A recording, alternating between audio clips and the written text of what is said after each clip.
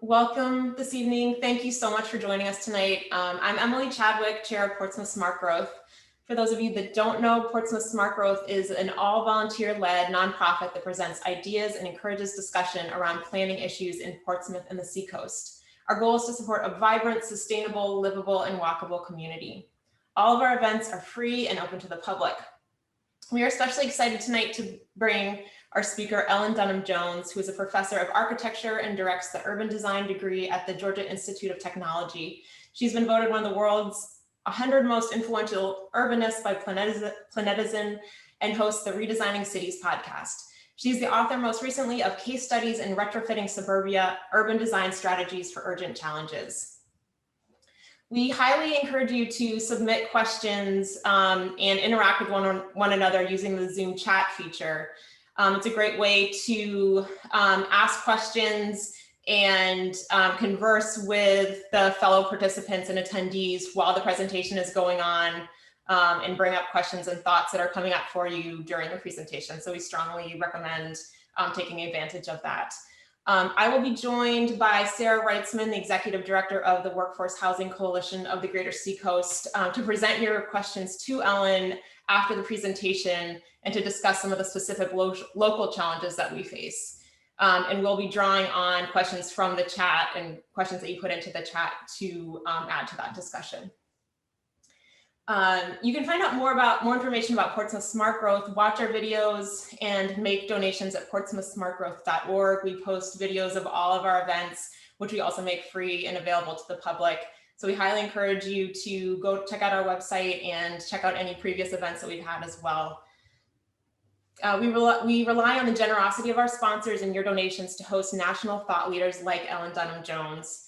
Portsmouth Smart Growth would especially like to thank our supporters who made this event possible. A big thanks to our sponsor, Piscataqua Savings Bank, the Jeffrey E. Clark and Martha Fuller Clark Fund of the New Hampshire Charitable Foundation, New Hampshire Housing Finance Authority, and PHA Housing Development. And our event partners, especially Plan New Hampshire, Workforce Housing Coalition of the Greater Seacoast, and 3S Art Space.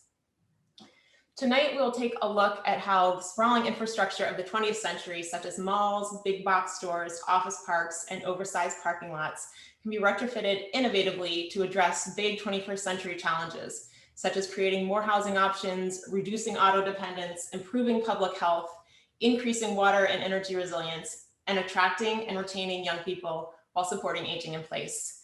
And with those thoughts in mind, please help me to welcome Ellen Dunham-Jones. Thank you so much, Emily. I'm delighted to be here. The only other, I maintain the world's only database that tracks what's happening to dead malls, dying office parks, aging garden apartment complexes, kind of you name it, all of the suburban properties that we've been building for the last 70 years and that are aging and often not very well. So I track the examples where they have been retrofitted in one way or another. They've been either redeveloped, re-inhabited, or regreened into more sustainable places. So the database has over 2,000 entries. I'm not going to show you all 2,000, but it might feel like it. So I'll go ahead and share my screen and get started. All right, I hope everybody can see that. So as Emily pointed out, I do also host a podcast series, and my co-author, June Williamson, and I, in addition to the new book, we have a website, retrofittingsuburbia.com. So if you're interested for more, check it out.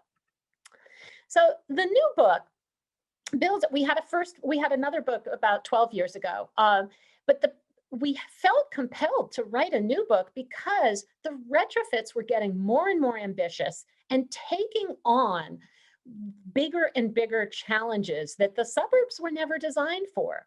So the book is in two parts. The first part are topic chapters that kind of generally discuss what we feel are these urgent challenges: reducing automobile dependency, improve public health, support an aging population, leverage social capital for equity, compete for jobs, and add water and energy resilience. The bulk of the book is part 2, 32 case studies, and they're really across the country. They're meeting diverse market conditions, diverse climate conditions, and we chose them because they were raising the bar on meeting one, or in several cases, several of these different challenges. So the first challenge, job 1, really is just disrupt auto dependence. And I'm sure any of you who have been attending Portsmouth Smart Growth lectures frequently are well aware of how important this challenge is. So some of the tools on the left shown in are the strategies, shown in blue, obviously adding walkability, multimodality, transit, road diets, street networks, parking districts. Parking lots, if you have to build new parking lots, design them as future building sites. So I'm going to show just a few examples of some of this. So Mashpee Commons, you might be familiar to many of you, out on Cape Cod.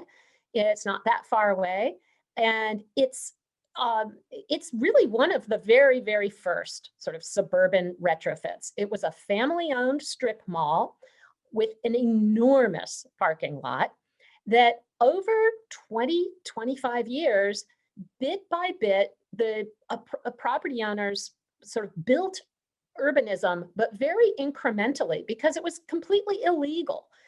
You weren't allowed to have on-street parking back then. So they called their streets parking lots, because that's what they were building on top of. That's sort of what they already were. And so there were a number of things they were sort of figuring out. How do we make this legal? But they created a New England village, and it's a little disconnected. Doesn't have much to connect to early on, but it has become so much easier now. Compact development has been legalized, and they are dramatically expanding kind of the footprint. So that's sort of one of the earliest, and an example of really an incremental, bit by bit sort of strategy. One of the keys to that incrementalism is liner buildings. These little, I hope you can see my cursor, shown in green on the diagram here, and shown these little, they're only about 25 feet deep, maybe 50 feet wide, little shingle boxes that were designed to be temporary, that they could actually move. Their job is simply to, on the one hand, screen the parking lot behind them and make sure that the actual street experience is retail on both sides and truly feels like an outdoor room. It feels like you've got enclosure on both sides. So liner buildings, whether they're temporary or just very modest, simple little things, can make a great difference in making a place feel much more conducive to walking. Another really important strategy is, as I mentioned, that if the market doesn't yet support reducing parking demands or building parking decks or things, if you have to build some surface parking lots, build them as future building sites. So this is at the bottom of the slide. I'm showing Miller, which is a redevelopment of an airport in Austin, Texas. And yet the very first phase, this upper corner, which I've sort of blown up in bigger in the middle diagram, they had to generate some revenue early in the first phases, and they wanted to make sure they had grocery store and pharmacy and that kind of thing. So the first phase was they built strip malls, but they dotted lines show what are expected to be the new streets. And they put all the utility lines into those future streets. They even lined them with street trees, as you can see in the image on the right. So even though this place is actually massively urbanizing right now, there's always still a place for thinking about, just those parking lots become great future building sites. Now those were the incremental strategies where when you're just in a market that's kind of going to be slow.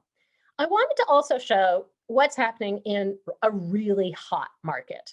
And so this is this is North Bethesda, Maryland, about a half-hour drive or train outside of Washington, D.C., and where they're embarking on actually an enormous project, but it's starting off by just simply introducing a new walkable street grid onto the private property of 6 major property owners, all of who agreed to this because they know that getting walkable urbanism will basically double their rents in the DC market.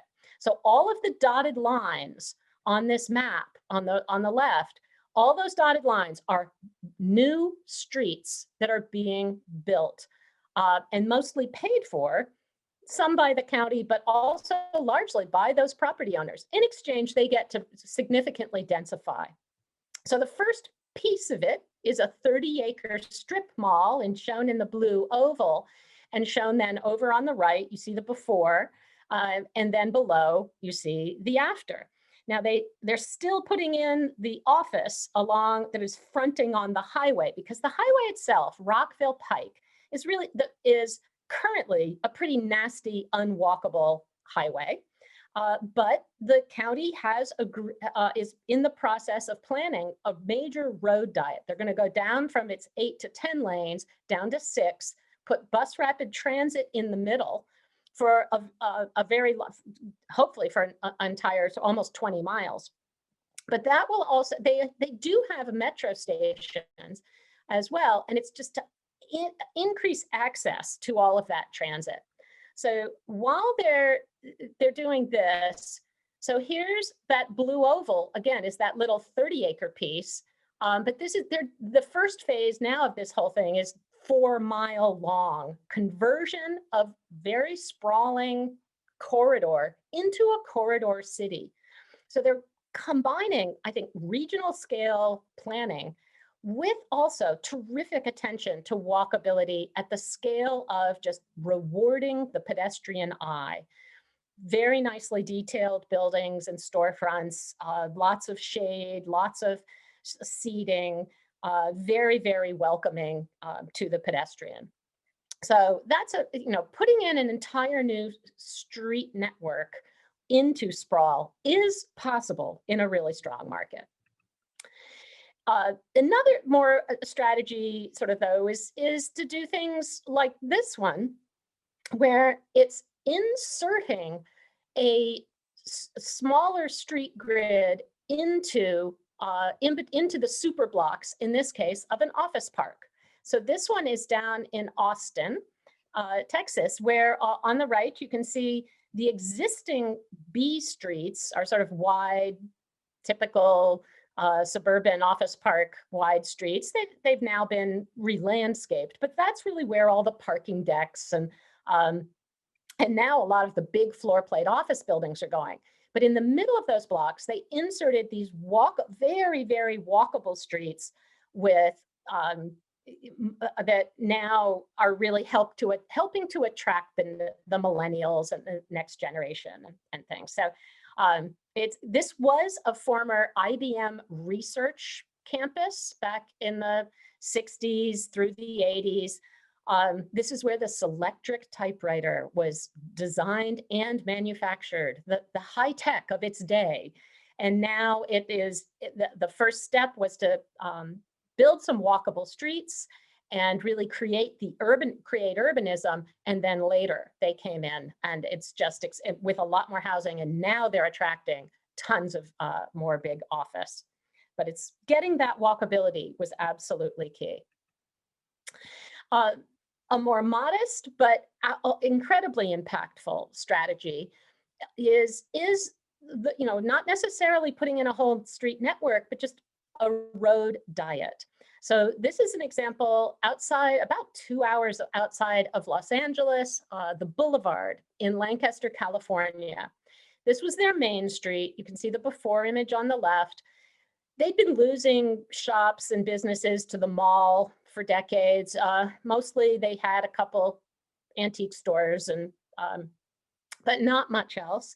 going on. They had widened the street, thinking that would help make it easier for people to come to shop along their main street. But it was posted at 45 miles an hour and people were really going closer to 60.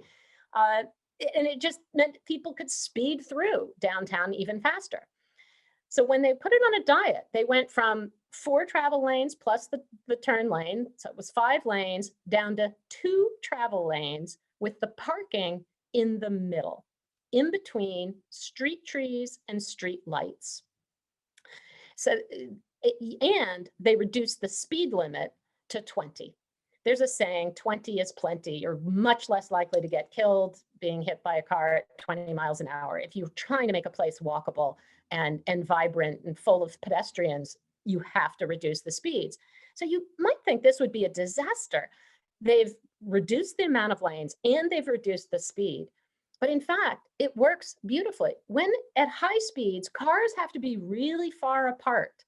At a slower speed, they can be not quite bumper to bumper, but almost. You actually get more throughput when you reduce the speeds. They also took out 9 traffic lights. That made folks really nervous as well. But what that also does then at the slower speeds, the drivers are making eye contact with pedestrians. It's become much, much safer. They've had a dramatic reduction, 50% reduction in traffic collisions. And they've created a place, a desirable place to be. This is hot desert area. They've also introduced a lot more urban heat island cooling effects. And they've created, it's now a promenade when they have their farmers markets and festivals. This has become the place to be. And it's attracting a lot of new business. So road diets really can be a fantastic strategy. Sometimes you can reduce automobile dependency simply by retrofitting an intersection. This is in Washington, D.C. And if you can see my cursor on the left, I'm sort of looking at the triangle around the pink number 1, which was this intersection with enormous slip lanes so that cars never had to slow down as they're making that turn.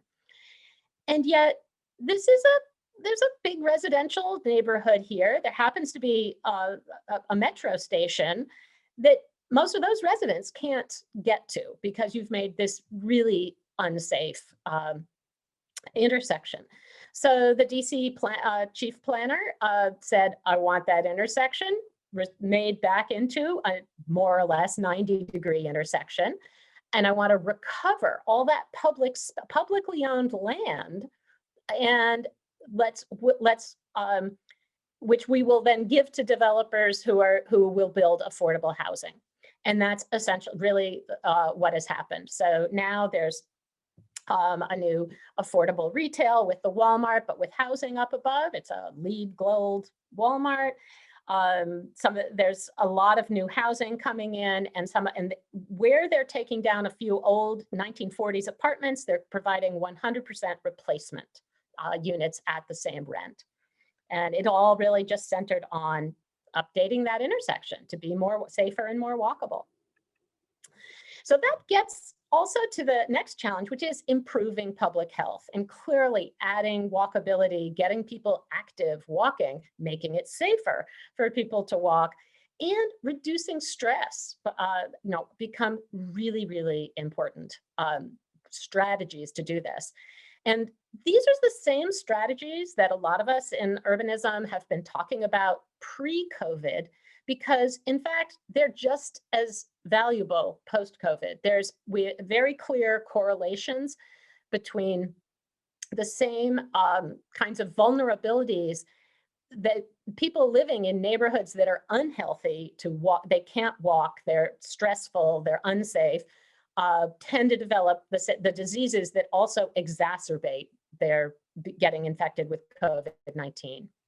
So improving public health is just always important, and it's even more recognized, I think, how suburban development patterns have exacerbated these problems.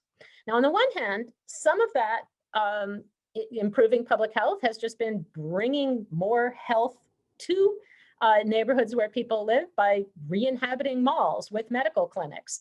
On the left, the Jackson Medical Mall was bought at an extremely low price when it was completely dead by a doctor specifically to serve the underserved populations in Jackson, Mississippi. In Nashville, the 100 Oaks Mall is a two-story mall, and when Vanderbilt Health just needed to expand, and they were right on the Vanderbilt campus, very much in downtown, there just wasn't room to expand, and they took over the entire second floor of the mall. What's been really interesting is that they actually find that patient return visits are up better at the mall than at the downtown campus. The downtown campus was always more prestigious, historic, but patients really kind of enjoy going to the mall. They're given a beeper when they arrive at a doctor's office, and they can go down and check the sales while they're either waiting for their appointment or waiting for test results and things like that. So it's been a real win-win, and we're seeing a lot of medical going into dead retail spaces all over the country. This one, Assembly Square in Somerville, Mass, is also takes a different look at the health side, but this whole portion right along the Mystic River was initially developed with factories that built Ford motor cars. It was always sort of the industrial riverfront was its history. But then in the 50s, highways were actually more in the 60s, 70s, very major highways were put in, and the levels of asthma dramatically increased in the neighborhoods right alongside of the highways.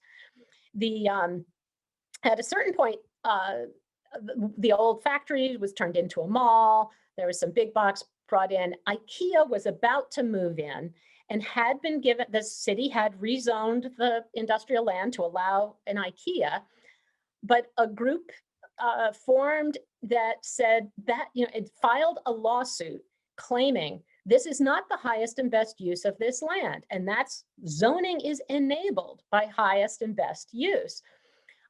We want, instead of an IKEA, we want to see that riverfront turned into a park. We want 30 acres of parkfront.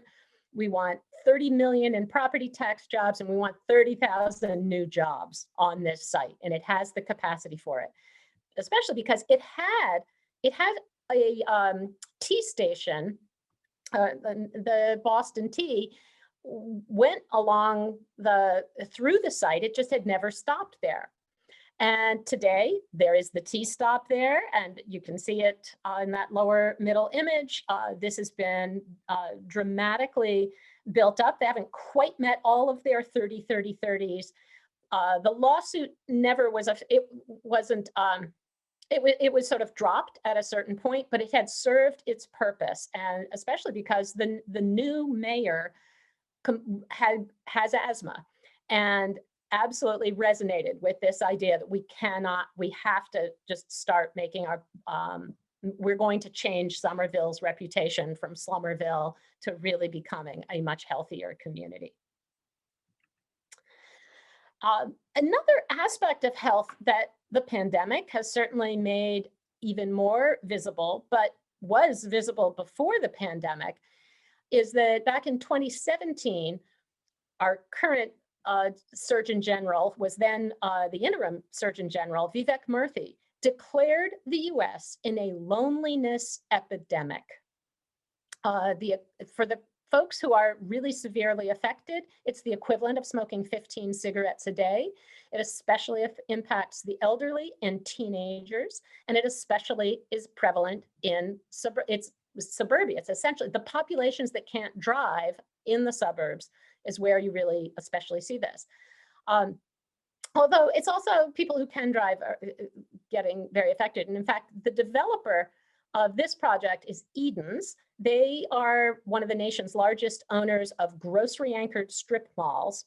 But when a new CEO came in, Jody McLean rose up through the company, she was hearing about the loneliness epidemic. She was at the top of her game and as a businesswoman, but she completely resonated with this idea that people were lonely. We would have less and less time to really connect with other people.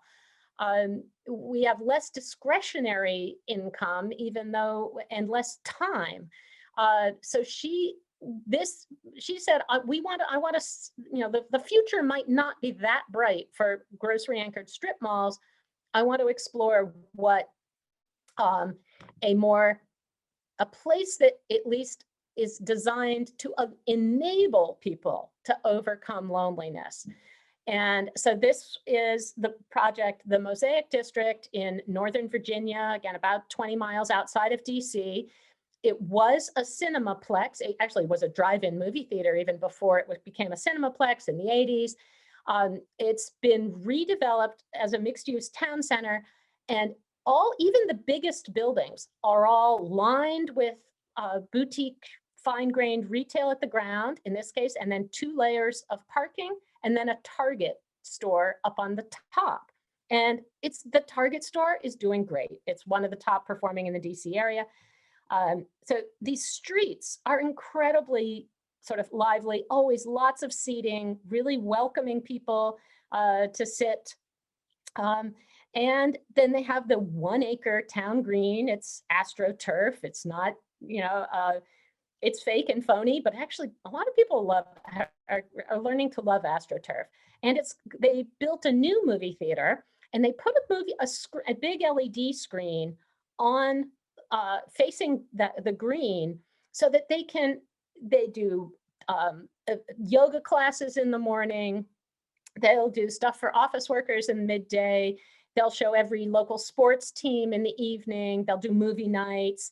And they're really activating that public space and just inviting people to come out of their house, and really quite affordably. We see a lot of these programmed town greens in a lot of suburban retrofits.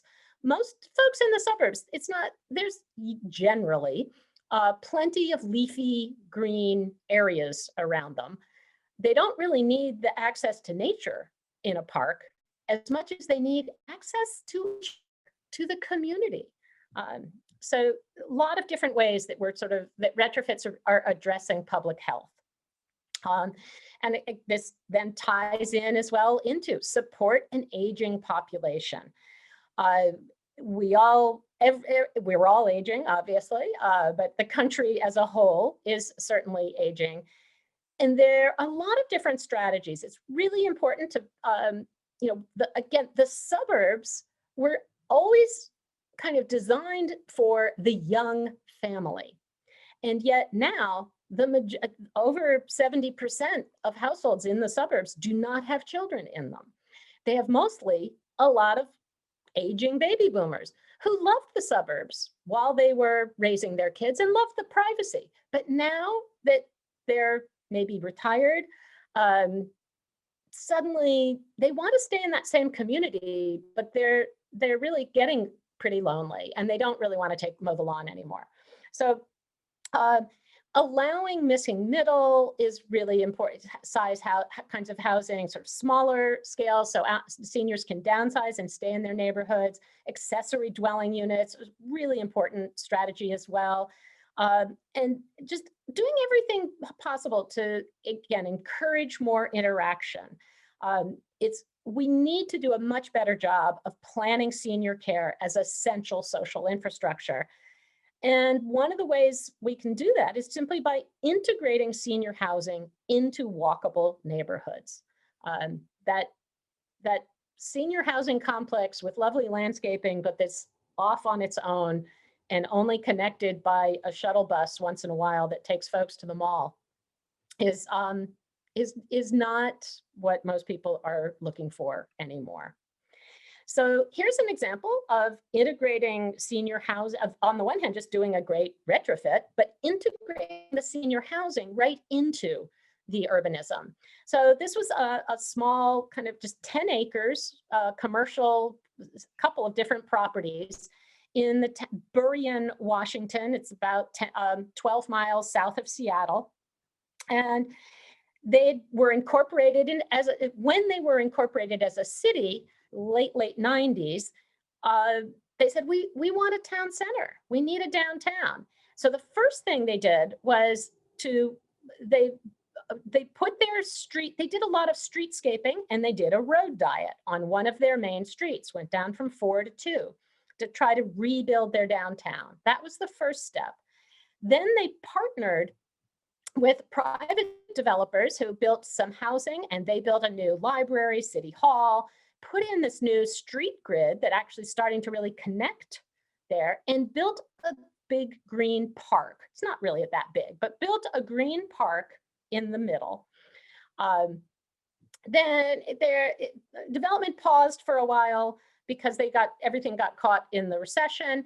But in 2017, they sort of finished out with now some more housing, including this one, which is entirely senior housing, but very much integrated right into that downtown. And they really credit how important it was to sort of stick to that original vision, even though, yeah, the recession kind of hurt them for a while. This is another example of retrofitting, in this case, a dead mall, in order to build mixed use urbanism and a town center, but now really anchored by the senior housing. This one is in Wayzata, Minnesota, outside of Minneapolis, where a mall had been built on top of a wetland. They had drained the wetland, and its parking lots had been polluting the lake, which really is the tourist draw of this community, for decades. When the mall died, it's a small mall, but still, when the mall died, now they've replaced it with the yellow is some of the purely housing, and then there's some mixed use. And it's really an extension now of the downtown, but with a great public green, and all this senior housing, as well as hotel and things. They also, at the same time, really what you don't see in the images is all the work they did underground to ensure that not one more drop of contaminated stormwater would run off into the lake. So there's an enormous amount of infrastructure underneath, holding tanks and things, and that meant they had to do it. All the structure is on pilings, which, while they were doing that, they put in geothermal pipes that heat the sidewalks, so that automatically now all the sidewalks will not be icy in the winter, and certainly helpful to the seniors.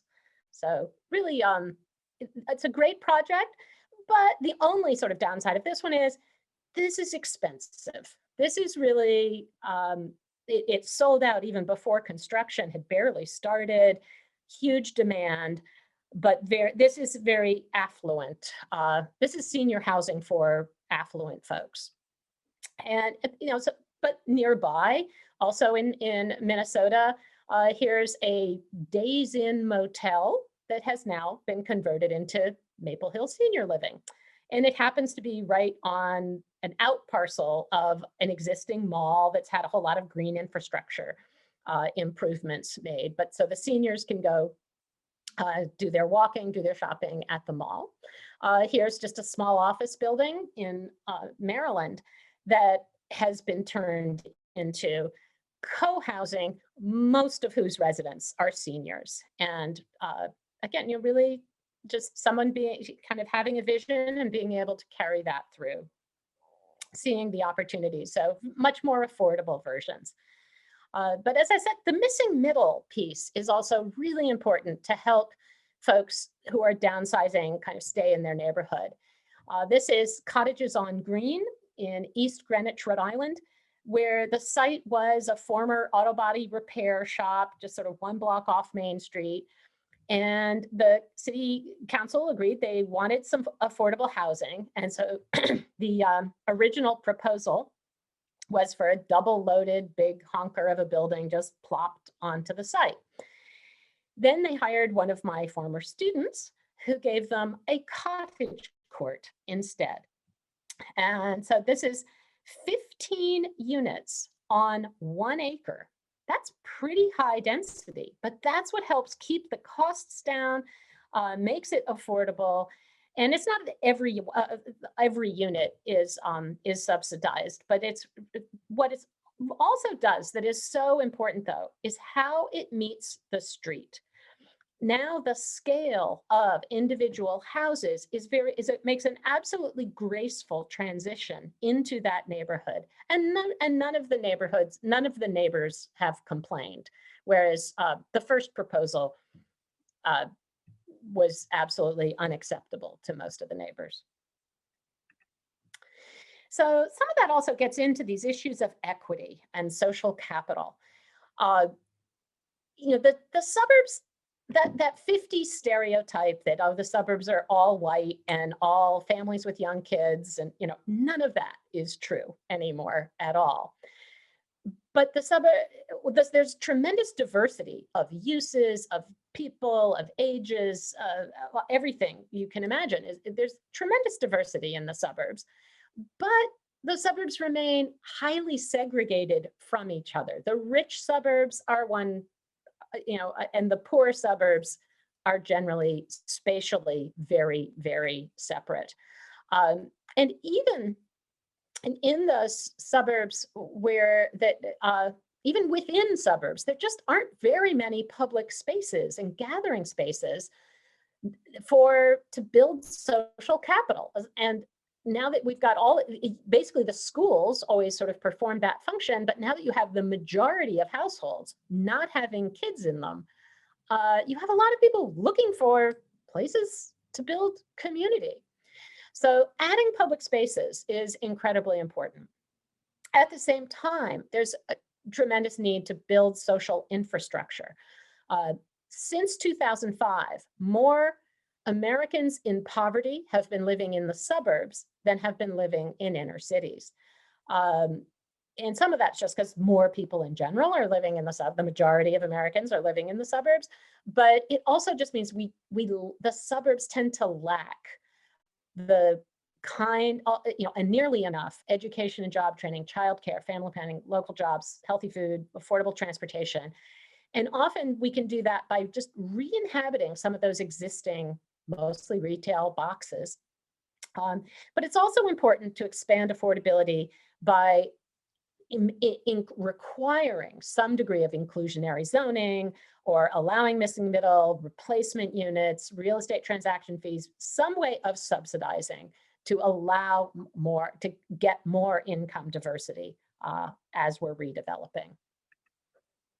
So one quick example in New York, this is out on Long Island. Wyandanch was considered recently the most economically distressed community in all of Long Island. It is a historically Black community, not too far from Levittown, but while Levittown was racially restricted, whites only, this was the only place, Wyandanch was the only place where people of color or single people were allowed.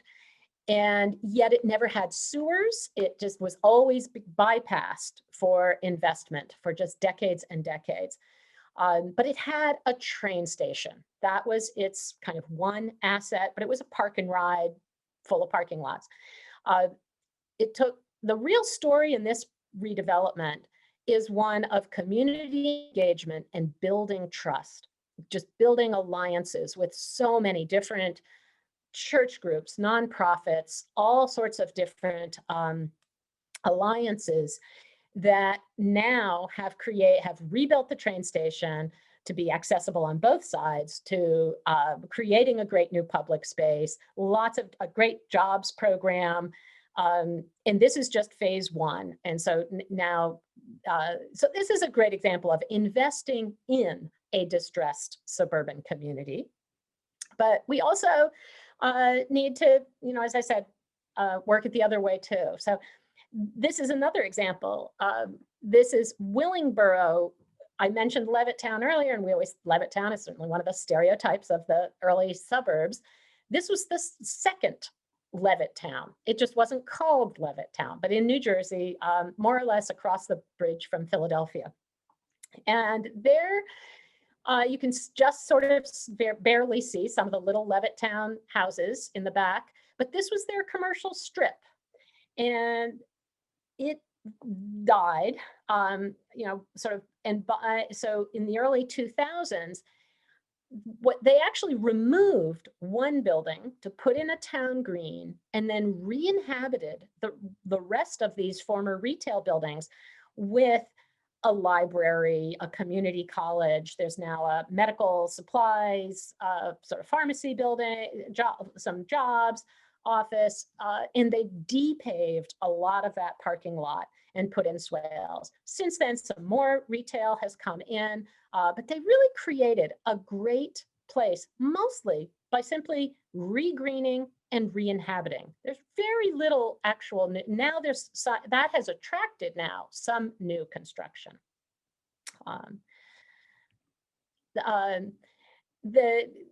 This is, Emily and Sarah had mentioned to me that I'm not familiar with Portsmouth, but you had mentioned to me that, yeah, we have a lot of strip malls and just areas of sort of that strip commercial.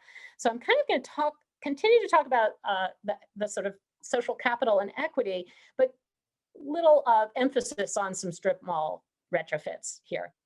This one is out in Oregon.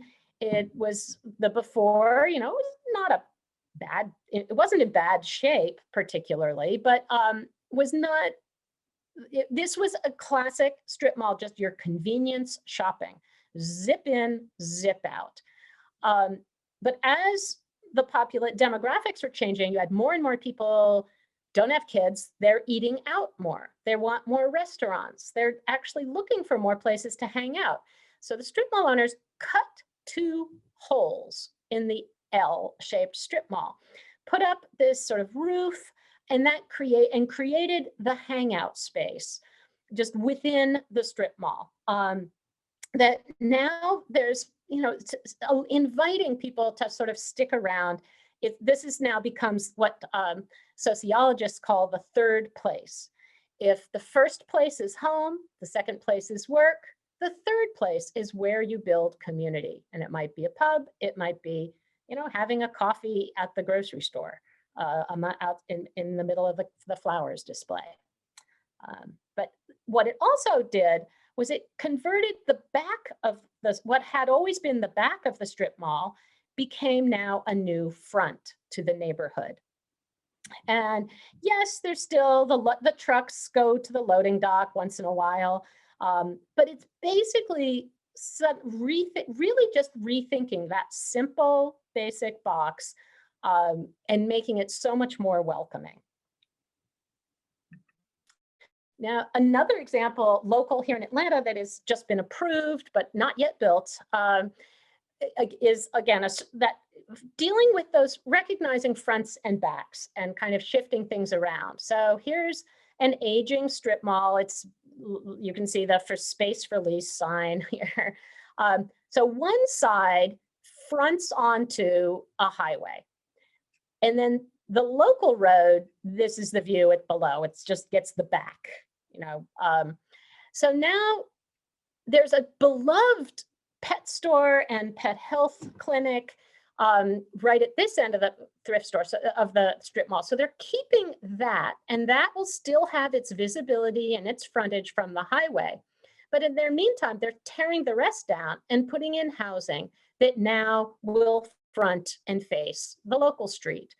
And this is just on a very small 15-acre parcel, but you've got just enough room to really now address fronts and backs. It still has a ton of parking. It's not ecologically doing quite as much as I'd like to see, but I think it's a clearly making a better improvement to the neighborhood. One of the other things that's kind of interesting about it, they're including what they're calling housing for heroes. 3 apartments will be discounted for the Doraville City Police. And the way that they've also set up the financing, and almost all of these projects include some degree of public tax deals, incentives, of various kinds, because they are making improvements, and that I feel strongly that the public sector should own and build the infrastructure. But this one has a somewhat an interesting, a level of flexibility to it that I think actually makes a lot of sense. So the property taxes will be frozen at pre-redevelopment levels until the property is assessed at this level that they've set as an incentive. And that, you know, they might meet that in 10 years, they might not meet it for 20 years, but it seems to be a pretty good strategy. Here's another an example of a strip mall just being turned into housing, and I think really quite thoughtfully designed housing. So this is Arlington Heights in Illinois, where again, a fairly small parcel. I think this one's only about 8, maybe 10 acres. I'm not quite sure. But it now has been built out with 54 zero-lot line alley-fed detached homes. So here's the view, the street view. You don't, the garage, you know, the alley view behind it. And then also has an additional 60 alley-fed townhouses. It was initially there, as is very common in a lot of communities, folks are worried that if you're adding more density in the housing, then that will pressure the school. There will be too many school kids and raise taxes for the schools. So there was initially a 50% cap on 3-bedroom units in this one. The project kind of also got stalled in the recession, but then there was a change of owners. And an addition to a new elementary school at this little red star allowed the cap to be removed, and now they're going to finish the last phase of this project. So it's interesting to see how these things evolve and work around. This one is out in California. It was, 3 acres, just a little 3 acres of strip buildings that is now 37 market units, as well as a number of affordable units. And they were designed, I think, really with really nice kind of live work units. The streetscape is all these mostly occupied little small businesses, as far as the most recent Google Street Views.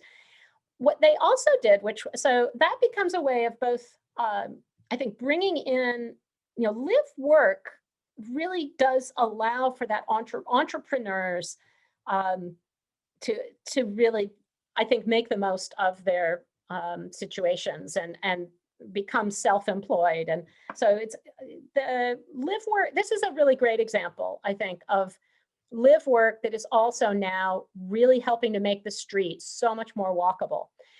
Interestingly, they got caught in the recession too, and one of their kind of gimmicks to help sell the housings was they decided to give everybody a neighborhood electric vehicle, which is essentially a golf cart.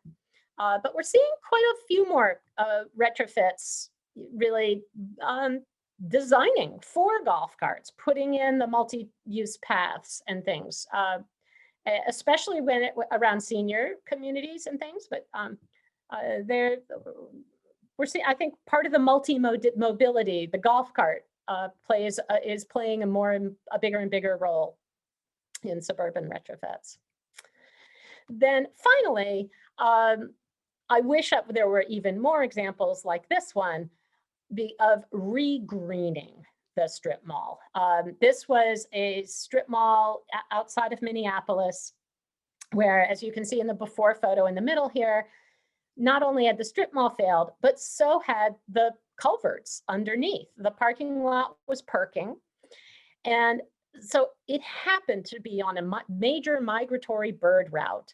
So they were able to pull together, with sort of the university and the city working together, were able to pull together some funding to reconstruct the wetland. And that was really their only ambition. They built this beautiful reconstructed wetland. I took that photo. Well, what that did was create lakefront property and attracted new redevelopment the first new investment in over 40 years in a very low income area. And we see that a lot with regreenings, that actually, there might not be a market initially, and that's part of why a property is being regreened, but it's such an important opportunity for ecological repair. And then if done well, it will often attract a market that wasn't there before. Now, I want to very quickly talk a little bit about competing for jobs. And I kind of already made some of this point, but urbanism is really the new amenity for attracting the millennial office workforce. And my understanding is, Portsmouth, you're growing. You don't really you don't feel like you have a whole lot of need to compete for jobs, but are you getting those younger millennial workers? So there's a ton of examples of infilled office parks. I showed you Domain already. Warehouses getting filled with creative office. But more important, there's also opportunities to re-inhabit those former retail spaces for the non-office workforce. So one quick look, sometimes it's not going to be, sometimes these office parks are so huge, you're not going to redevelop the whole thing. This is Peachtree Corners outside of Atlanta, which has a 1,400-acre central business district. It's just this big 500-acre office park, but they were having a hard time recruiting employees, and the tenants were complaining. So they tore down a couple of the office buildings, put in their first millennial housing. Kind of sounds like gerbil housing. It's a little insulting, but that was who it was designed for. And then they said, well, millennials like to bike to work. We can't build a street network, but we can put in trails. And they've succeeded. And they've been really smart about actually putting in their trails to the properties that they want to see redeveloped. So they're deliberately putting their trails adjacent to and getting easements from properties, and they'll give those properties a density bonus if they donate land to the trail system. So they're encouraging redevelopment through how and where they're planning the trails, which in, I think, a very, very smart way. So I already talked about Domain here. Very quickly, none of my students at Georgia Tech want to go work in an suburban office park. But if they had to, this is the one they would be happy to work in. This is Taxi outside of Denver. It was a former taxi distribution parking lot. It has since been redeveloped with a lot of live work. Some of it the original buildings, auto body repair and taxi offices have been re-inhabited. And then they've added a lot of new buildings. And there's a really successful sort of anti-corporate attitude. They embrace the authenticity of, the old glass garage doors on the old auto body repair building, and now all of the new buildings also have glass garage doors. A lot of recycled materials. The parking lots, they leave some of the asphalt and some of the old striping, even as they're putting in a lot of green infrastructure. They have one restaurant on site, but it's certainly not a chain. It's actually a heritage incubator food kitchen. And they're just building, it's a very kind of, it just exudes innovation and is really, really successful. But then there, again, I think that, so it's, you want to attract those entrepreneurs, and not all of them are going to be looking for the fancy kinds of places. There's an explosion now of a lot of shopping malls are becoming ethnic malls, and really so they're supporting the immigrant communities that now are much more likely to settle in the suburbs than settle in cities. This particular mall in Atlanta started its life as the Buford Claremont Mall. At one point it was themed Oriental Gardens when there was a an infusion of Asian immigrants. It was rethemed as Plaza Fiesta after large increase in Hispanics. And in that latest version, which is now sticking around, they subdivided one of the big anchor spaces into 140 10-foot by 10-foot little stalls that are now a Mexican mercado. And it's essentially now 140 mostly immigrant small businesses are very much thriving at the mall. And it's really truly a community center that you get Spanish-speaking pharmacies, Spanish-speaking lawyers. They bring in Mexican pop stars. And anytime our legislature proposes any kind of anti-immigrant legislation, the rallies are held in the parking lot of Plaza Fiesta. And that kind of tells you that I think that's a real signal of the role it plays in the community. Finally, last challenge is adding water and energy resilience.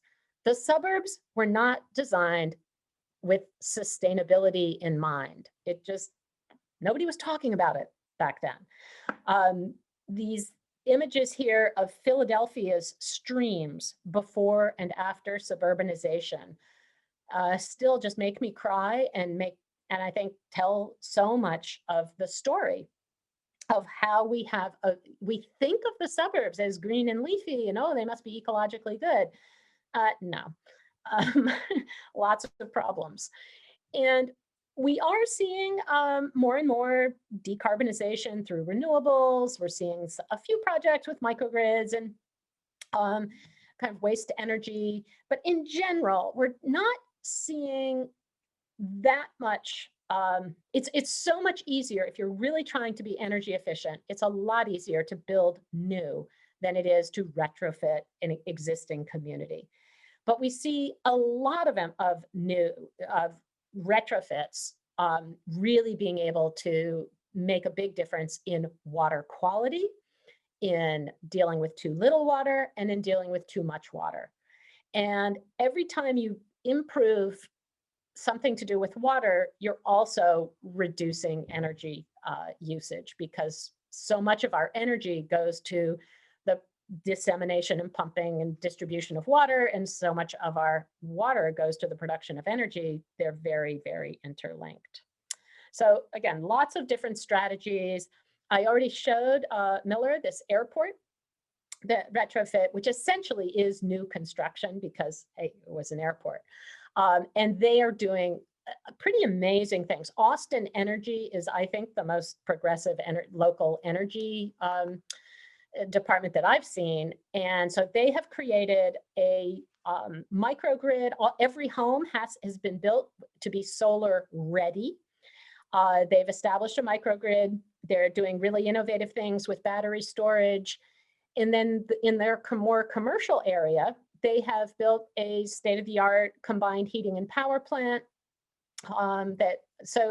There's a think tank on site that invites owners, and they have a lot of them participating, to allow them to monitor every minute of water and energy use. And they really are learning a lot about how to dramatically reduce these things. At the same time, they're doing all of this means that this becomes one of the strategies to reduce utility bills and increase affordability in a community that desperately needs it. And they're doing affordability both by design and by subsidy. So making shrinking their lots incredibly small. 15 by 40 is, I think, their smallest lot. They're very conscious of climate design to reduce heat gain. But they also have a real estate transaction fee, so that every single property that's set in perpetuity, anytime it's sold, 0.25% of that transaction goes into a second mortgage program that that a foundation set up by the developer runs, that helps to maintain affordable housing. So they're now at 35% of the housing has to be affordable. which is really quite impressive and a great strategy. I haven't shown many residential scale retrofits because they're really rare. Most of the retrofits are the big boxes, but I love this one. Maplewood, Minnesota decided that every time it's time to repave a street, instead of simply repaving it, they narrow the street and put in rain gardens and sidewalks. And so they're both reducing the amount of pavement. They're slowing cars down by doing that. They're obviously adding health by making it more walkable, but they're also reducing the amount of surface to carry all those toxins coming from the cars and the runoff that goes straight into the drains and pollutes their lakes. So, and they've had remarkable success with this program. And now it was initially a demonstration project. There are now rain garden movements across the country. And it's very, very effective at just infiltrating water, stormwater directly into rain gardens and keeping it out of the sewers and going down into the creeks. So lots of great things about that. Then this is an example in Portland. We always think of Portland as being super eco, and this is a great example. So here's a version of Portland's super block, an office tower with a bunch of parking lots that have now been filled in with 3 residential buildings. They've put in a new one street that does have cars, and then a green street that's a pedestrian street. But what's really notable, and they have more bike parking than car parking for the residents. So it's bike-oriented development, but they're also, capturing all the harvesting all the water that falls on site, and they're capturing all of the gray water and the black water, the toilet water. They have their on-site artificial wetland that is treating the water, and then that's what they use for irrigation and for more gray water flushing. So Norm, the natural organic recycling machine, people have lunch, people walk by it. It's a beautiful, it's on their plaza. It's this wetland. It doesn't smell. It adds beauty, and it saved the developer $1.5 million in sewer hookup fees. So it's really not just a, Portland being eco. These were actually San Diego very hard-nosed San Diego developers who did it because it saved them money. So any city with combined sewer overflow issues and high sewer hookup fees, this is a really important strategy. Last slide is, I don't really have, I wish I had more examples of retrofits that are dealing with sea level rise. I don't. But what I certainly see an increasing number of really great examples like this one that are regreening paved over properties and daylighting the historic creeks, getting them out of the pipes, and building stormwater parks. So in this case, it was a mall was built right in downtown Meriden, Connecticut. The dotted lines here are where the creek was put into culverts. The culverts failed. Meriden had 2 back-to-back disastrous floods that really kind of killed their downtown. So finally, they demolished the mall died too. They demolished the mall, and they took out the pipes. That's that 3rd slide there. They designed the park a little like a bathtub. So it can take, not only when the creek floods, but it drains it takes 227 properties from the downtown out of the floodplain, because now all that stormwater, the park is just designed to completely fill up when it needs to. The rest of the time, it's an amenity, it's a park. And it's attracted quite a bit of new investment around it. It's allowed them to rebuild their train station to meet some higher speeds. And they've rebuilt some of the public housing now. So really a terrific, I think I want to see more regreening projects. That's kind of my, if I have one pitch, that's my big pitch. So I'm hoping Portsmouth will help me find some. And so with that, literally, last slide is just, I hope these images have kind of sparked your imagination and helped you to envision and imagine change. It really is possible. Promote social justice, solve multiple problems, stop encouraging dependence on cars, and plant trees instead of tearing them down. Those are so thank you very much.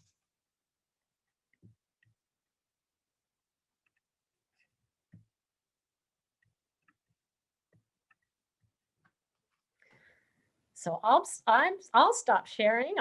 I'm back.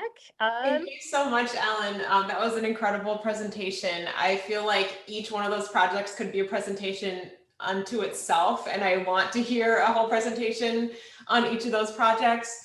So I feel like there's so many questions I could ask you just based on each individual project, but we'll try to jump to some of the questions that the audience members have been asking. So I'm going to start with, and as I mentioned before, I'll also be joined in asking questions by Sarah Reitzman, who's the executive director of the Workforce Housing Coalition of the Greater Seacoast. So we'll take turns asking questions and having a sort of discussion and dialogue. But I'll start with some of the participant questions.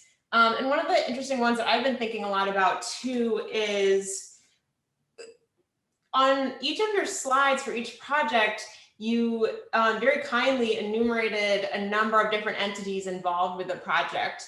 And, how do those partnerships come into being? And how do cities encourage those and or participate in them? And, have you seen ones that are more successful, and do you see a pattern to which partnerships are successful? I'd say that certainly the pattern is, out of the 2000 in my database, there's probably not quite 1999, but at least 1990 of those are public-private partnerships in some manner. And what's, I think, really frustrating to both cities and developers is that every single one of those negotiations is unique. Every single one of those contracts is unique. And whereas if you're a developer and you just want to build a strip mall, a big box, whatever, it's really standard. It's very formulaic. There've been, so one of the trends, sadly, is that planning departments with a really big staff have a lot more capacity to negotiate these kinds of agreements. And I'm from New Jersey. I really expected that the more I would look into these projects, like New Jersey is so full of properties in need of retrofitting, I thought I'd find tons of them. And it's growing now, but actually New Jersey has its system of governance is really small boroughs and townships, and everybody's kind of competing with each other, and they just don't have the capacity. So bigger counties with bigger staffs is where you tend to see a lot more of this. So that's kind of on the, unfortunately, it just hasn't really been standardized. I do think that there's more and more case studies where people are telling exactly how the deals worked out, and how some of it's getting more standardized. But I do see some cities, I think, using tax increment financing when frankly they really didn't need to, and they're kind of giving away a little too much because they want to see redevelopment so badly, when in fact there really isn't. If there isn't a strong enough market, and if the banks aren't going to finance it under more normal situation, yes, the public sector should come in with patient capital for those things that are going to be long-term, but I don't think that the public sector shouldn't be funding short-term things, really. So to me, the public sector should be funding almost anything to do with infrastructure. We want to be publicly owned and managed. But so some of the retrofits are really developer-led. And sometimes the developers are the ones, I mean, the DC project that I showed, the Pike District in North Bethesda, Maryland, the county contacted these 6 private property owners in that first sort of 400-acre chunk and said, we want to do a new master plan, sector plan, they call it, you know, and we're just sort of giving you guys a heads up. And the developer said, let us take the first shot at it. And they hired the planner, the consultants who came in and came up with the plan for all inserting the new streets. But the county then has a huge role in managing the pace of development and making sure that nobody can build beyond the street's capacity. They have to pay for putting in the streets first and stuff. So, but that's Montgomery County. They have one of the biggest, the ratio of the size of that planning department per capita is probably one of the highest in the country. The rest of us can and should learn from it. But so they're really, really different kinds of scenarios that grow up. But I think more and more communities are getting proactive and recognizing developers absolutely, they don't want to push the ball uphill for higher than they have to. So if community A has already rezoned their properties and said, we want mixed use development, and community B has the exact same sort of fabric and age parcels and all that, but hasn't done the rezoning, the developer is going to go to community A before they go to community B. So there's a lot that cities can do to be proactive and start those conversations.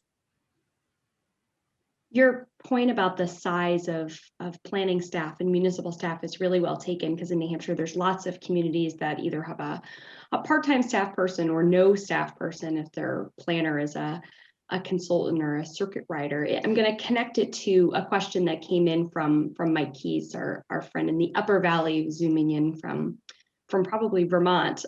So he asked, are there examples of towns working together on retrofitting? Rural New Hampshire and Vermont, small cities and surrounding small towns are sort of interdependent. So are there opportunities for sort of the regional collaboration? There are, and they're really, I haven't checked in a long time with what's happening in Ohio, but there's a Northern Ohio First Suburbs Alliance, something like that name.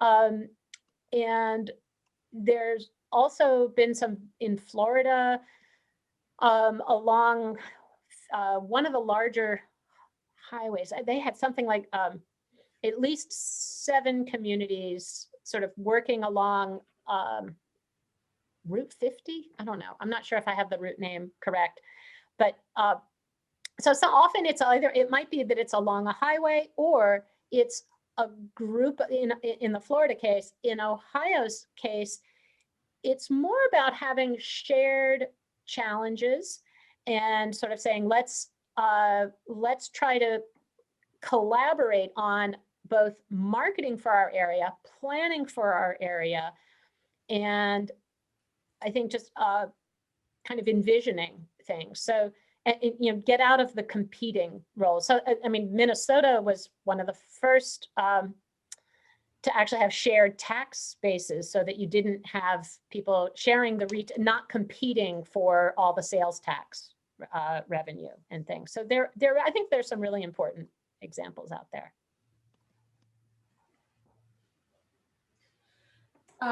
In your presentation, you sort of touched on 3 different strategies when it comes to these projects. You sort of talked about the retrofitting approach, a redevelopment approach, and a regreening approach.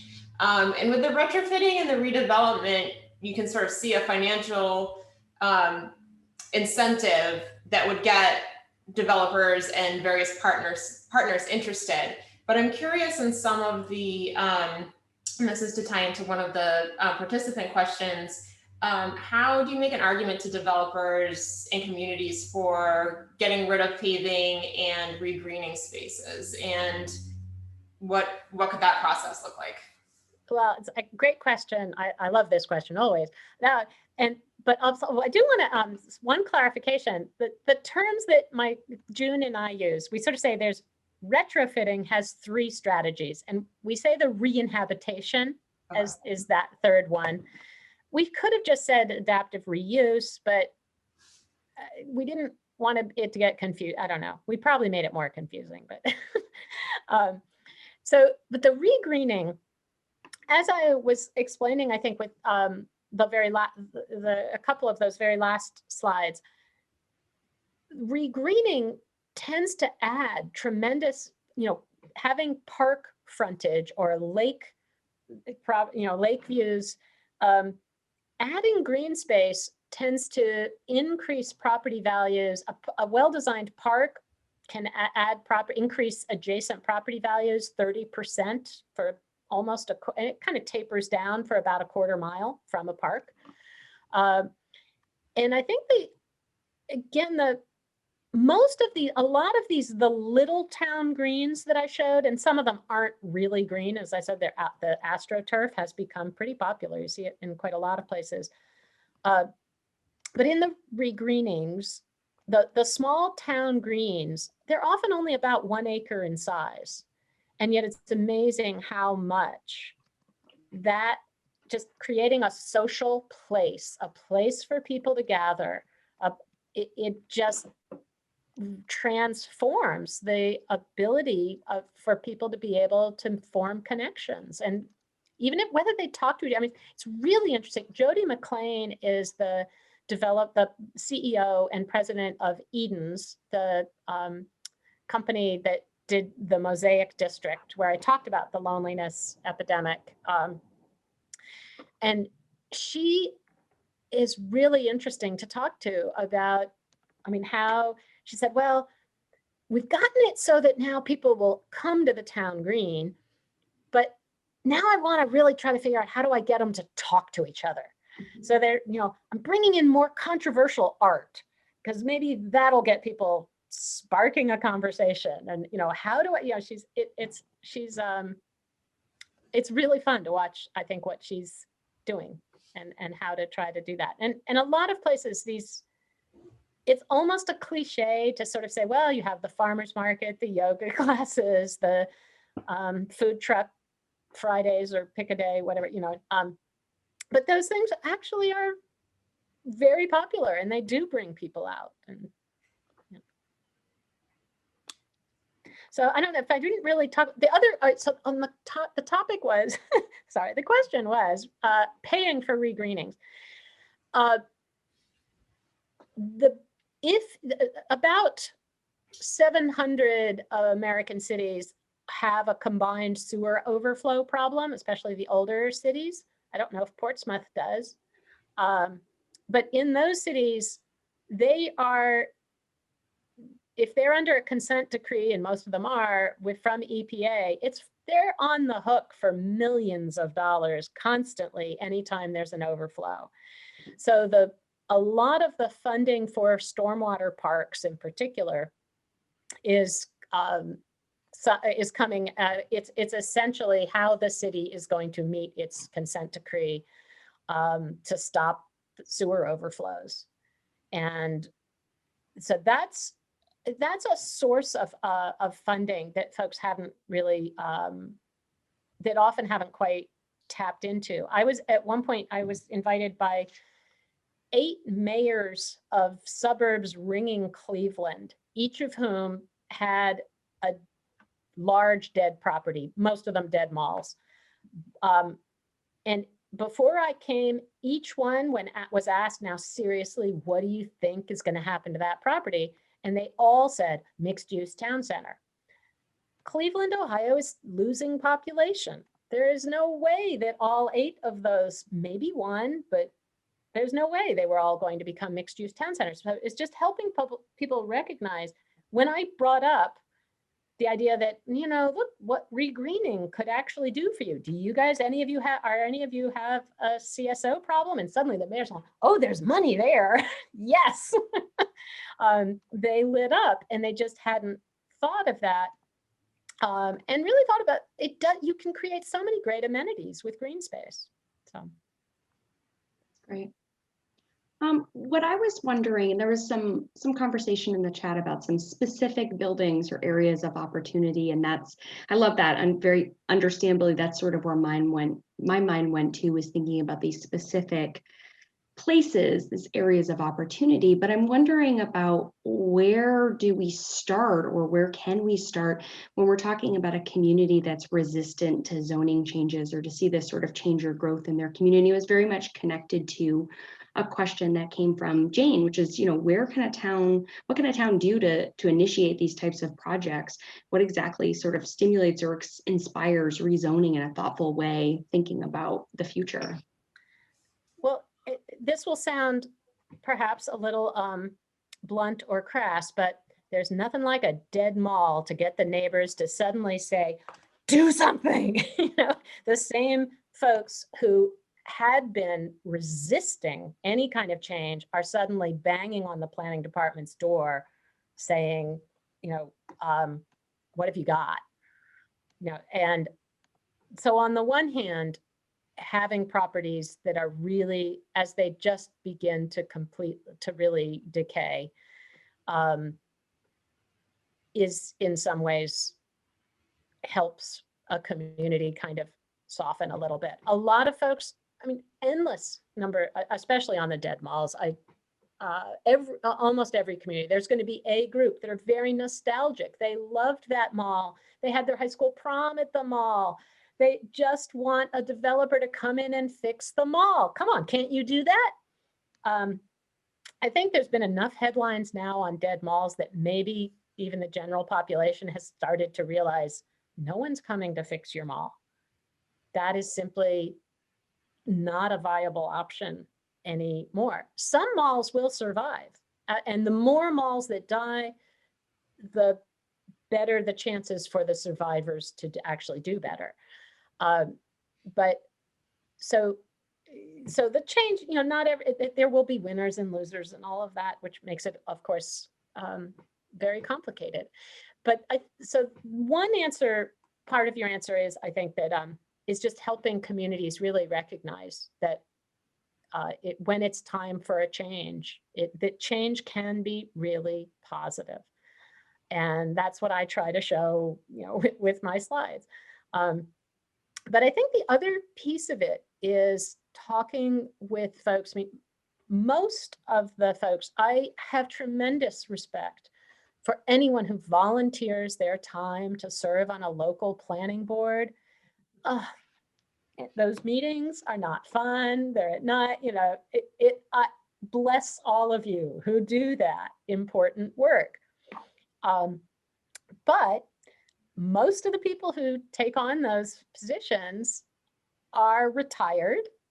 Most of them want to preserve their neighborhood, to welcome young families who looked just like them when they moved in 40 years ago.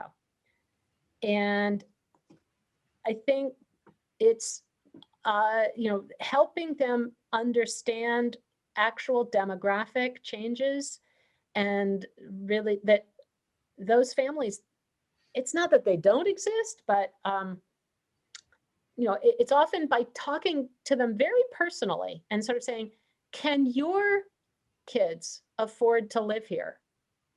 Where do your kids, even if they can afford to, is this where they want to live? What are your kids? Have you asked your kids what kind of neighborhood they want?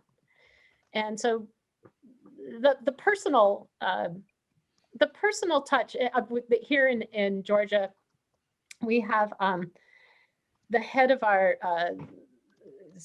very conservative state government, the head legislator, has to keep a little apartment in downtown Atlanta because that's where the capital is. But, he can't wait to get back to his suburban home most of the time. But he was actually quoted in the paper saying, well, dang, if I can't even get into my apartment because my kids, my two sons, they're fighting over the keys to the downtown condo. It was sort of this flash of, he said, maybe there is something about younger people wanting more urban living. I was encouraged by that, but I think sometimes one sees there are different ways, but I don't know. I try to tell people, hey, buy my book. Maybe that'll help. That's an excellent plug.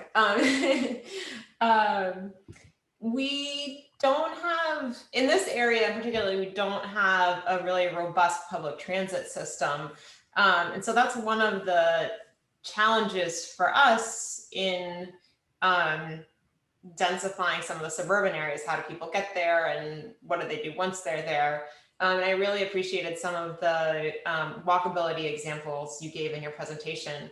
One of the questions we had from a participant, Bill Lyons, was asking, in addition to transit-oriented developments, are there examples of anticipating new forms of mobility built into these projects, like ride bike sharing, mobility apps, reduced parking requirements, affordability, and carbon emissions? And I think, being a place that doesn't have a really robust public transit system, we're sort of hoping that some of these new ideas about mobility and transit might help us out. So I'm curious if you have any examples of how people are incorporating those.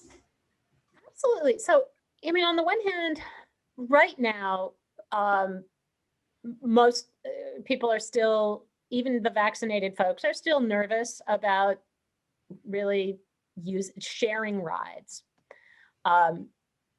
Uber and Lyft are kind of coming back to life. It depends where you are, but there's still transit ridership in general is down. Hopefully that'll change. Hopefully that's only temporary. I know here in Atlanta, we finally have fully restored bus service, fully restored. Everything's kind of back on as vaccination rates really have improved pretty significantly. But one of the things that was really interesting to me pre-pandemic was actually how much Uber and Lyft impacted things. And a lot of people have noted, and rightfully so, that Uber and Lyft are actually adding to congestion. Ride sharing on its own is not like some silver bullet ecologically, but personally, I gave up my car 6 years ago when Uber came to town. It was like, I know Uber's my backup. But I now bike everywhere. My husband has a car, so we're down from 2 cars to 1 with Uber as the backup. Made it super easy. I'm so much happier, and we're saving a lot of money by doing that. So even within sort of car systems, I wish we had even more of the kind of car sharing, blah, blah. Car in France is more peer-to-peer sharing. I know that some multifamily apartment developers will sort of they'll set aside a couple of parking spaces for Zipcar or Uber, Lyft, any of these kind of different car sharing, and that will the city will allow them to then not produce as many parking spaces. So if they put in 10 Zipcars, they don't have to put in any more parking, kind of period, sort of. So you get different ratios in different cities. But I've also seen developers who are incentivizing to their tenants, if you will give up a parking space, we will give you $100 gift certificate a month. You get $100 credit to spend on transit. So the developers don't want to build parking that they, if they can avoid it. So decoupling parking from the unit is a real win-win for more affordable housing, and just letting the folks who want the parking, they might have to walk a block to get to it, but they can. It's basically only the people. You only have to pay for what you need, and we're seeing more and more of that in quite a lot of cities. It's still a challenge if you're really close to residential streets where older fabric, where people don't have driveways and garages and assume that the parking space in front of the house belongs to them. Which, of course, it's public space, but they understandably believe it belongs to them. And so that's really where, and you can get into the residential, you have to have a residential sticker to park there and all of that. There's all that kind of stuff. But sharing parking is the other really big, as you get to more mixed use, there's absolutely great things to do with shared parking. Dynamic pricing of parking is pretty awesome. San Francisco now has completely revamped their pricing of parking. So the cost to park at certain times of day is might be higher than it is at other times of day. It's dynamic, but they can change it automatically based on demand. Their goal is to always have 15% of the spaces available, and they literally just do it by price, and demand. But so there's always if you are desperate to park, yes, you can park. You're going to have to pay, but you're not. And depending on the time of day, you might pay a little, or you might pay a lot. Very interesting. I of course feel obligated to circle back toward affordable housing driven by my mission. And I was going to ask about sort of some of the zoning tools, and you mentioned inclusionary zoning, and you talked about co-housing and some of those tools that can be used to ensure that there's some affordability. But we got a really specific affordable housing question from one of the attendees. Peter asks, are you aware of successful case studies where mixed-use suburban retrofits start with affordable housing in phase 1, when the land is cheaper than if it's built in later phases? Is there sort of an ideal phasing for affordable development in mixed-use projects? I would actually say, to a certain degree, I think it's very common. I mean, most developers are looking for, it depends on how you define affordable too, and how you're financing it to be affordable. But with mixed use development in general, the strategy is to, once you create that sense of place, you've created the urbanism that is lively, vibrant, that's when you come in. It's your last phase where you're going to make the most money.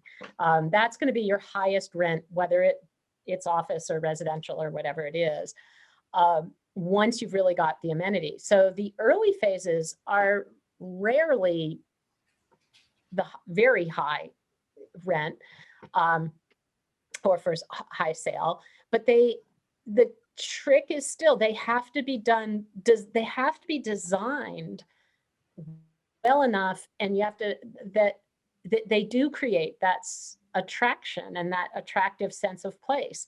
And there are a couple of retrofits where in our first book we cited the developer. He allowed us to quote him, saying that he underinvested in the quality of the first round of buildings, and he never got past that phase because it kind of looked crappy. So a really good designer can design beautiful housing that is still actually very economical. And the reverse is just as true, and and stuff. But but as far as really the question of, like, if you're really trying to build, if you're using low-income housing tax credits that are it varies state to state, but a lot of the LIHTC requirements. They almost require you to build suburban garden apartment style apartments with surface parking right there, and really very, they don't allow you to create that sense of space. I've seen examples in various places where the tax credit projects have been very lovely. But in some cases, I know that designers have complained that in their state, they're required to set back and parking in front and, you know, all this kind of stuff. So I don't know what the deal is in New Hampshire, but I'm trying to think of a really good affordable, they'll come to me. There's a number of, I think, really great affordable housing projects. I mean, one kind of interesting one in Washington, D.C., there's a project called The Wharf, which is in Anacostia, which is historically been considered, you know, it's right next to a lot of public housing, but it's waterfront. So it's in an area that had not seen any new investment for a long time because it was considered a low-income area, but it's waterfront. And so the new projects go up pretty high. I don't know if there's 6 or 8 stories. And the penthouse apartments facing the water, literally, I think the price point was $6 million a unit. Meanwhile, in the back, not facing the water and low, they've got housing for 30% AMI, average median income. So this was Eleanor Bacon, a former undersecretary at HUD under Henry Cisneros, who was very committed to mixed income housing. She became the developer on the wharf. And she said, I can do this. I can get within a single building, I can get high end and super affordable. So it's really kind of interesting. So the front, even on the ground floor, the waterfront is super expensive restaurants and, you know, waterfront stuff. And then the back is a bicycle shop, a grocery store, a hardware store. I mean, it's truly neighborhood serving uses. It's really pretty interesting how that one works. Yeah, that sounds very applicable to Portsmouth and interesting strategy for this area. I think we're getting late here, so I'm going to wrap up with one more question. And I'm going to start by saying one of the things I loved that you said at the end of the presentation was the phrase "imagine change," and I feel like that's so often the trouble with creative thinking around any of these problems is people can't really imagine or envision how to change something. And even if they know something needs to change, they sort of just take these small incremental steps that aren't enough. And so that envisioning process feels really important to make any kind of a significant change. And one question that we had from Brian Murphy is, could you envision a process for a project like this where planning and some level of design is done independently and then multiple developers could bid on executing? And obviously it depends on who owns the land, but you know, maybe it could be a land trust that could form a bridge or something to redevelopment. But sort of that idea that the visioning would come first, and then the development could support that visioning. I mean, that's essentially what a good form-based code does. A good form-based code is done in meeting with neighbors and community, and the planners and the consultants are coming together, and before there's a developer at the table at all, but really sort of looking at what is the capacity on this side of the block, on that side, on that side. So, you know, okay, we're on a major road here and we're near transit. You can go up 12 stories here. Columbia Pike is kind of one of the retrofits we covered a lot in the first book in Northern Virginia. And they literally went from kind of 1-story strip retail to 12 stories. And you have to be right on the sidewalk. You can go up 12 stories, but you have to taper down to 3 stories by the back of the block where you're sitting across from a residential, where you're on the street with existing older residences.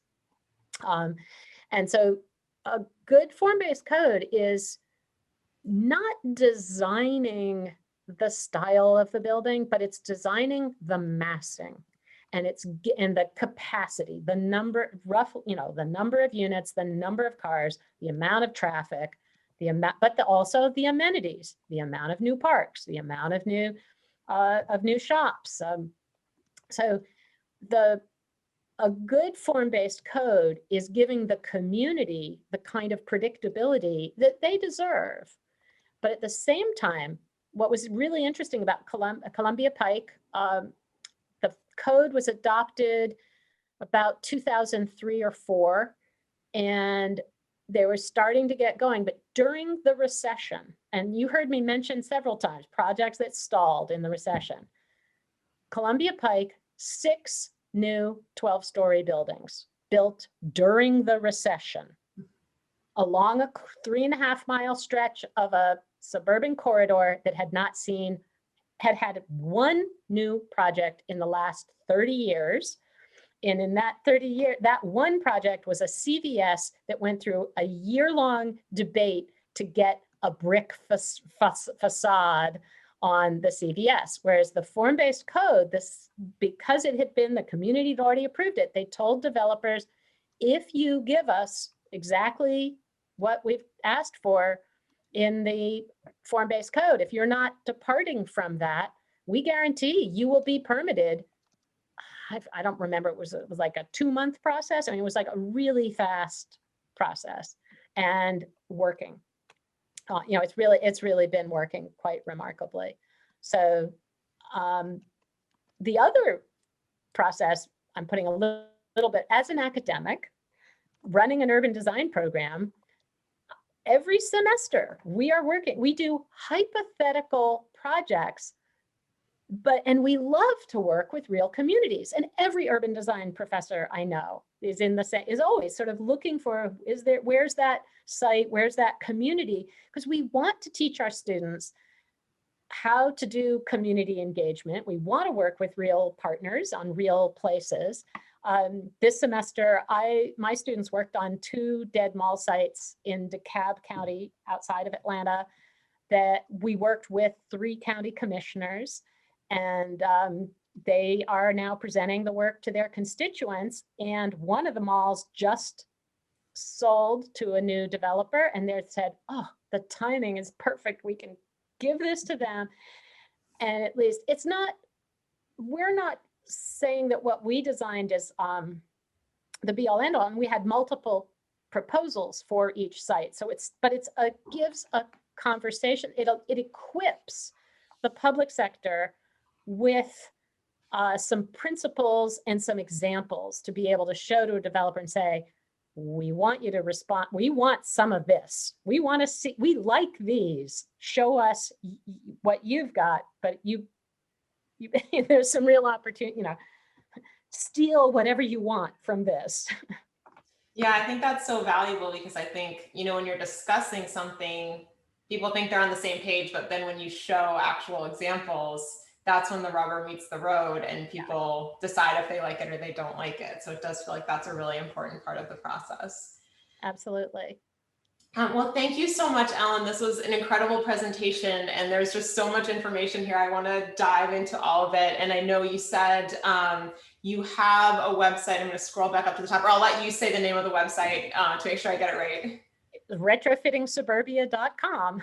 And you said you can access many of the case studies that you have here on that website. Is that true? Not exactly. The website really is primarily just information about June and I and about the books. We put in some of the media links if we're in the newspaper or something, but we've been meaning to.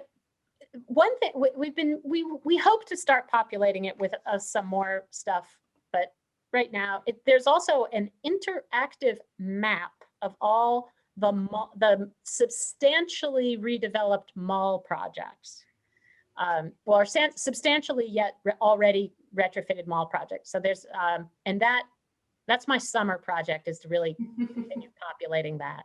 Well, we'll check back in on that. And also the case studies are in your book, if you want to delve more into those also. So there's so much information. It would be so great to follow up on some of those. As we said at the beginning, we are recording this presentation so people can, and we'll post that on our website and share it so people can go back and identify some of the projects they heard about, because I know there's a lot of information. And I know I personally would love to go back and revisit some of those and find out more about them. Believe me, I didn't show them all. I definitely I want to show even more. So thank you everyone so much for attending tonight, and thank you, Ellen, for joining us and providing us with such a wonderful presentation. Again, thanks to our sponsors, Piscataqua Savings Bank, Jeffrey E. Clark and Martha Fuller Clark Fund of New Hampshire Charitable Foundation, New Hampshire Housing Finance Authority, and the PHA Housing Development. And again, we will be posting these on our website once we've had a chance to edit it a little bit. So you can go to our website, which is portsmouthsmartgrowth.org. You can find out more about Portsmouth Smart Growth. You can watch any of our past events, and we will be posting this video in the future as well. And again, thank you so much for attending tonight. We really appreciate it.